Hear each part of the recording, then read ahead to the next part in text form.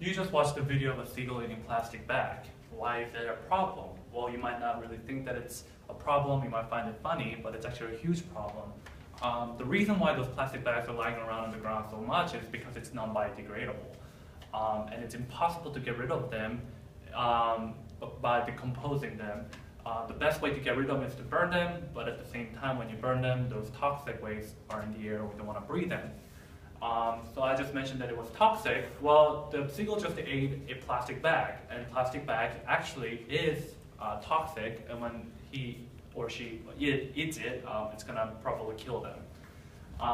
Another problem is that it's non-recyclable. It's impossible to use a stretched up, already used bag to go back to the grocery store and use them. Plastic bags are actually made for one-time purpose, and so it's hard to recycle them, it's hard to reuse them, and why do we do that? Because it's convenient. Well, convenience is not always the best answer for us. Now, thinking about cost inefficiency, when you make plastic bags, it's actually pretty cheap. It's cheap to make them, but if you think about after you make them, what are we going to do with plastic bags? How are we going to get rid of them? When you put that all into pieces, you're going to notice that the cost is actually inefficient. Lack of resources.